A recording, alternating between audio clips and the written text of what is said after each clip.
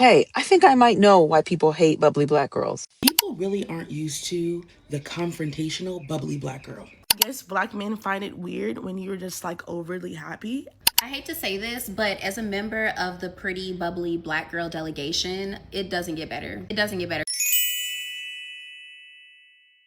I hate to say this, but as a member of the pretty bubbly black girl delegation, it doesn't get better. It doesn't get better. In fact, it gets worse. People are going to constantly pick at you your entire life. People are going to constantly hate your voice. People are going to constantly not like you for whatever reason that they've made up in their head. People are going to constantly try to break you down. I don't know why people hate bubbly black girls so much. I don't know why there's such a visceral reaction when you are bubbly, when you are happy, when you're kind, when you just have a bubbly spirit. It produces such a visceral reaction. People want to pick at you. It is like you become an easy target, and unfortunately, it does not get better. No matter what space you're in, we could be talking about work, we could be talking about school. It doesn't matter, nursing programs.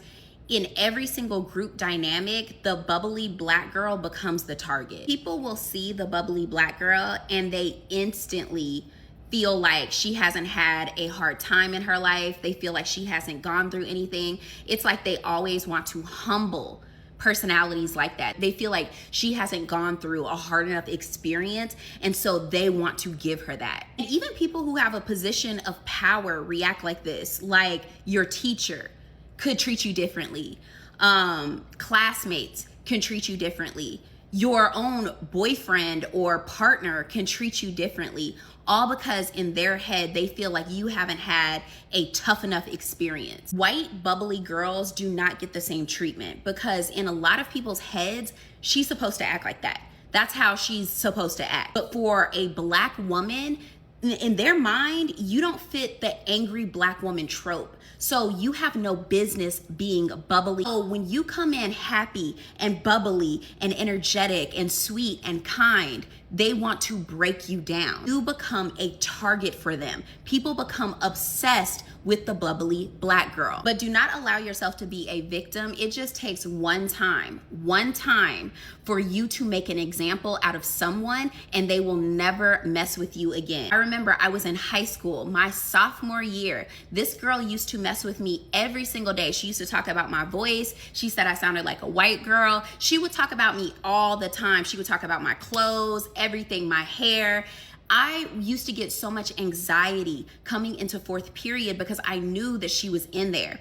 One day my head was hurting really, really bad. And I really just wanted to be left alone. I was getting anxiety because the next period was going to be that girl. The girl, every single day she messed with me. That day she started up with me again. She started talking about my hair. She started talking about my voice. She was just talking about me. And I said, you know what? Let's just fight. I said, let's fight, girl. She was like, girl, nobody's trying to fight you. Nobody wants to fight you. I was like, no, let's just fight.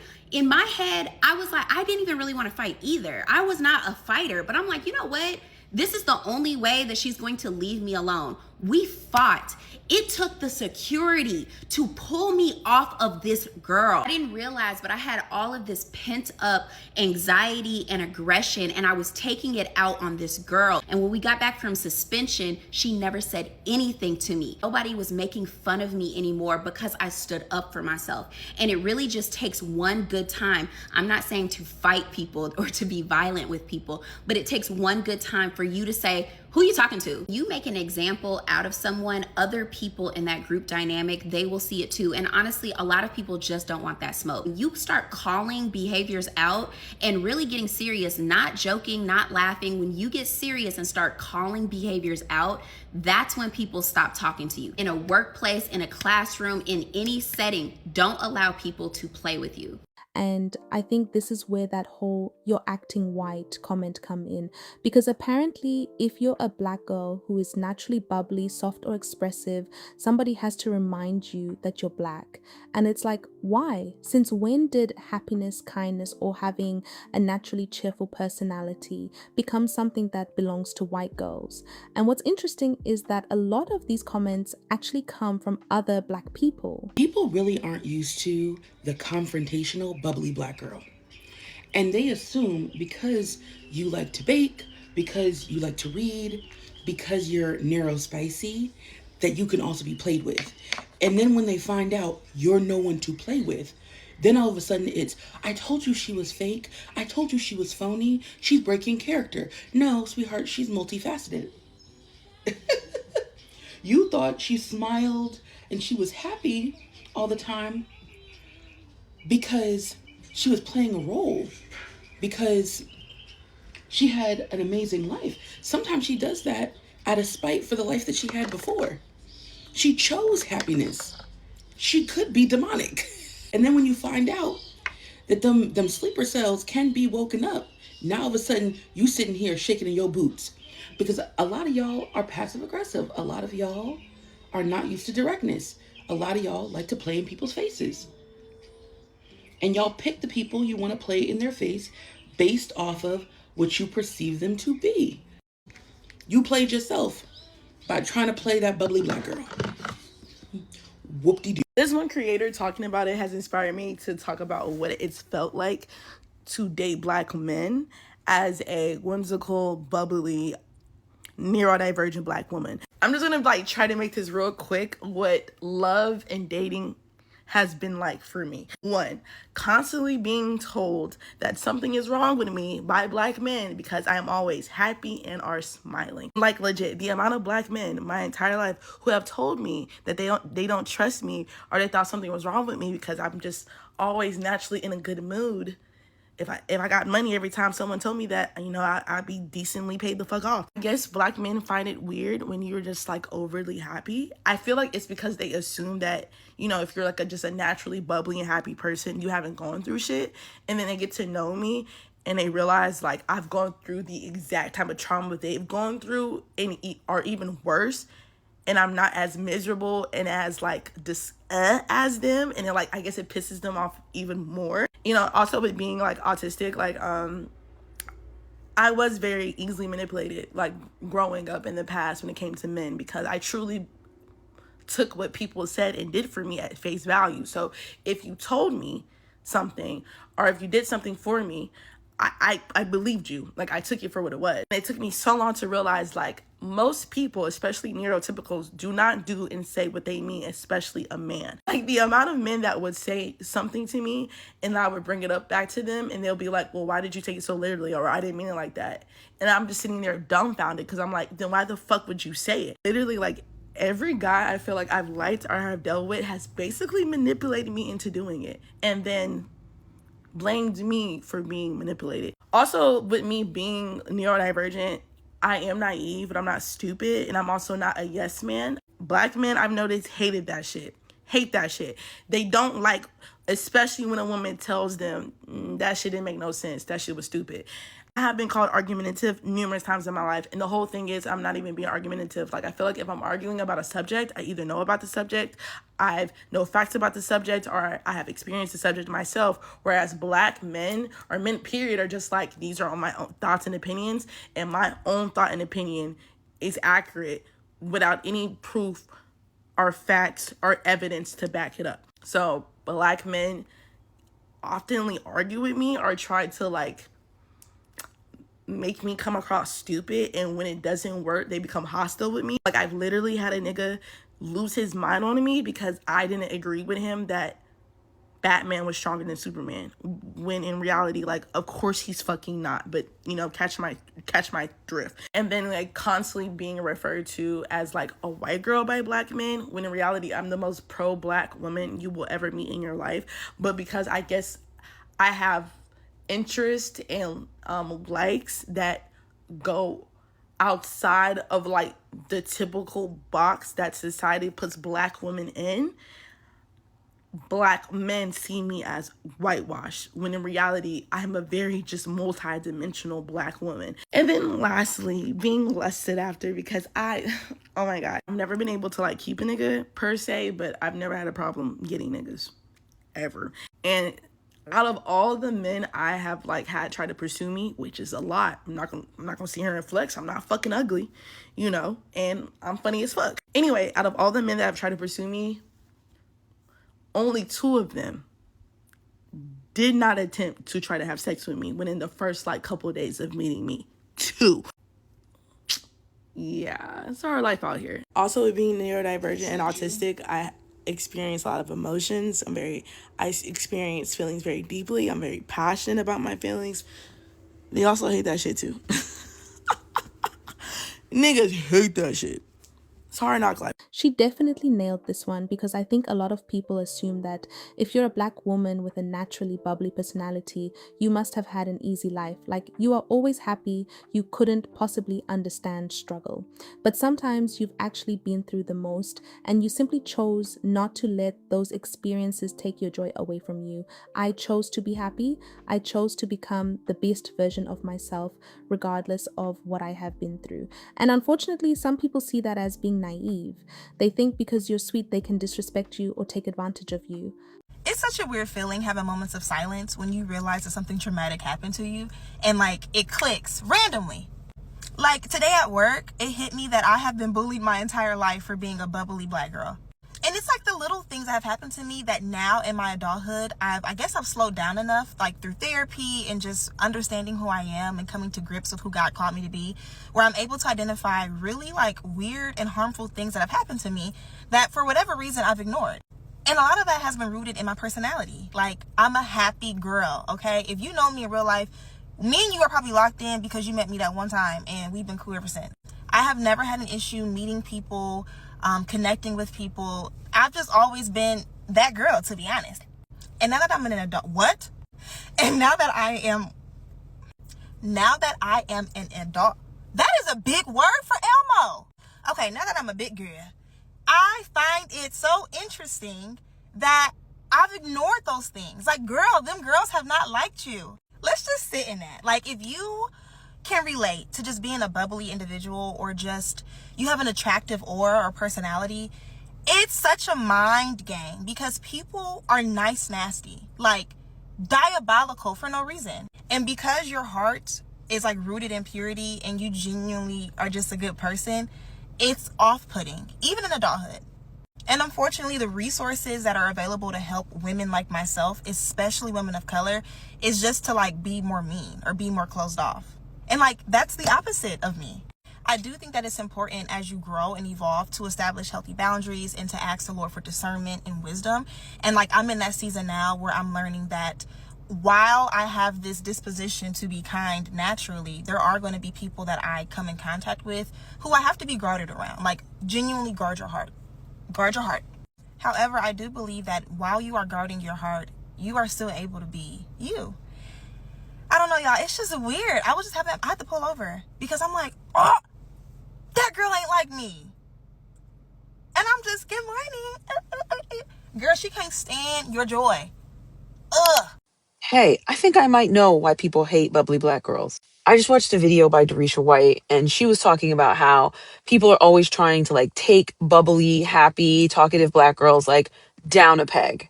And then if you're cute on top of that, they extra can't stand it.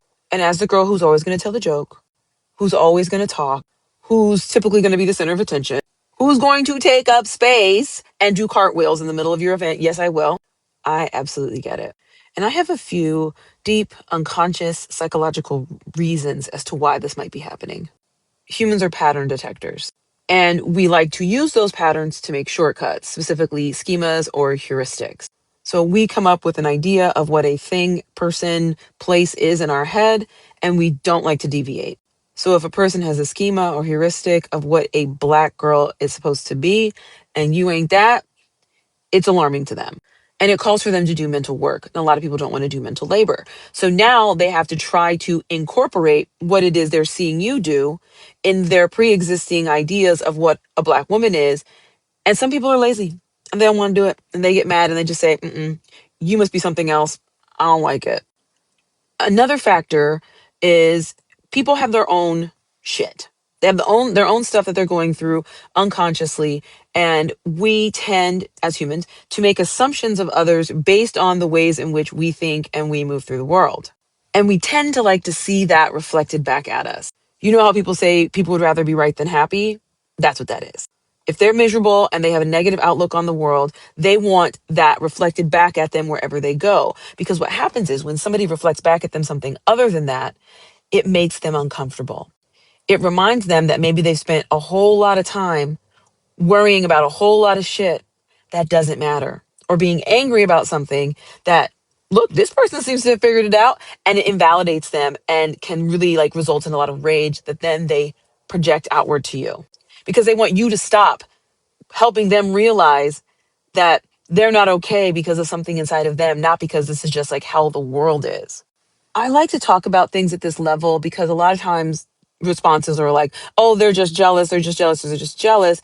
And jealousy is an emotion that has deeper roots, right? It's about seeing something that you now know you desperately want. And so jealousy can be a really helpful emotion for folks because it'll help them notice, like, ding, ding, ding, ding, ding. I don't like that this person has something. So maybe that means that this is something I need to work on.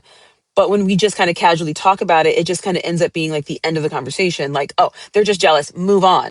But I think there's always something a little under the surface that we can talk about. Everyone always talks about how mean women can be to bubbly black girls, but I never hear anyone talk about how mean men can be to bubbly black girls.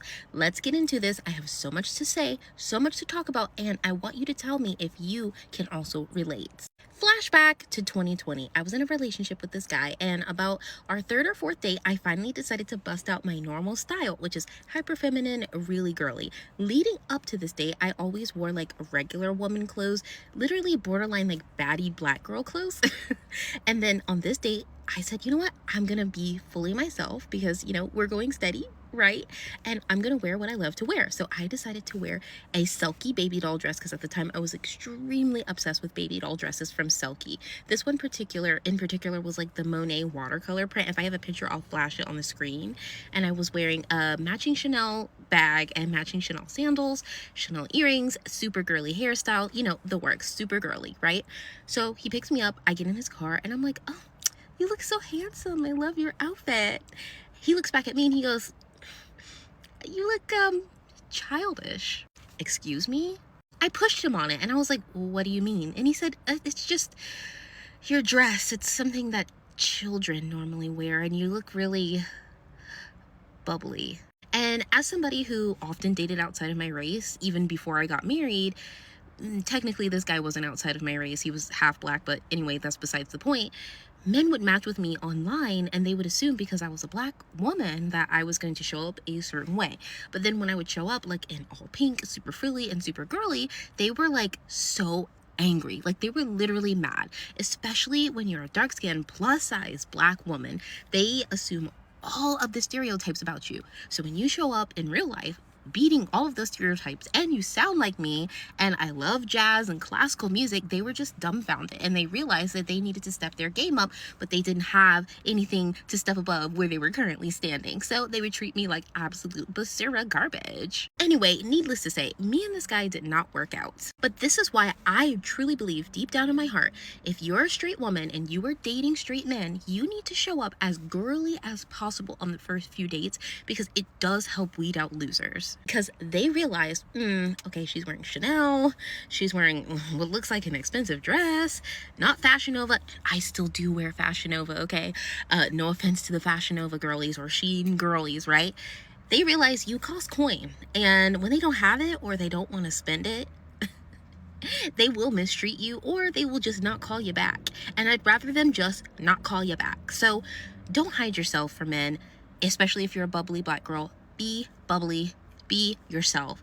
Talk the way that you talk. Love the things that you love. And the people who want to be around you will show up. And that is all. And also, tell me, have you ever experienced this before? Experts have found that when it comes to Black joy, people have a lot of resistance to this. Now, the term Black joy comes about because historically, Black people were oppressed. Those in power wanted to see them suffer. In fact, the suffering narrative was very prominent. So when Black joy broke free from this and you see Black people being creative in fashion and arts, just being happy, that can actually challenge the narrative of who is deserving of joy, who is deserving of being happy. Especially those who are bubbly and very expressive of their joy are sometimes labeled loud, are sometimes labeled ghetto, or not having class. And so expressions of joy, authentic expressions of joy, are often mislabeled or viewed negatively if they are coming from Black women. bubbly Black woman. Black joy is in many forms a way of saying, I'm not a victim, I am a survivor. And so expressions of joy like being bubbly, being authentically expressive, can be viewed as a threat by those who believe that,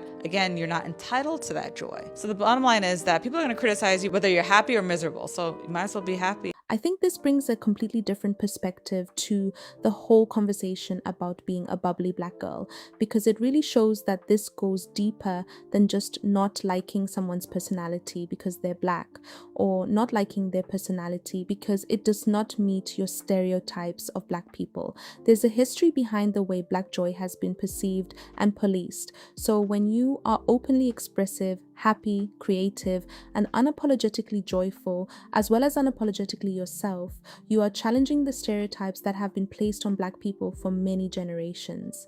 And I think that's so powerful, because you are basically saying, I refuse to let the way you see me determine how I experience my life. And that's powerful. So I've seen a lot of debate about like the whimsical, Black, energetic, bubbly Black girl. And you guys know, as a bubbly girl myself, I have to put my little 2 cents in. Let me tell you something, because I wish I would have heard this, like, especially being like in middle school or high school. You are okay. Like, I promise you, you are fine. The fact that everyone expects everyone to just be mad all the time is absolutely insane. Nothing is wrong with you. Do never tone yourself down to make anybody comfortable. I want you to always keep shining, keep being happy, and keep being bubbly. And if they're irritated by that, then they need to fix their spirit. And that's nothing that you can do. That is on them, okay? So keep being bubbly, keep being whimsical, and keep being a baddie, okay? Because for it. Well, my point is, as a bubbly Black girl myself, don't let people make you feel like you need to become a different version of yourself just to make them comfortable. If you're naturally bubbly, expressive, soft, loud, goofy, or whatever else, you don't need to shrink yourself just because somebody has decided that your personality doesn't fit the idea of what you should be. So if being yourself makes some people uncomfortable, that's okay. You are not responsible for becoming smaller, quieter, or harder just so other people can understand you. Be unapologetically yourself. Protect your joy and let people adjust. Thank you guys so much for watching this video. I really appreciate all the engagement you guys have been giving the channel, the comments, the support, everything. This is pretty much a rebranding for the channel, so I really hope you guys like the changes that I've made. And yeah, thank you so much for watching. I'll see you guys in the next video.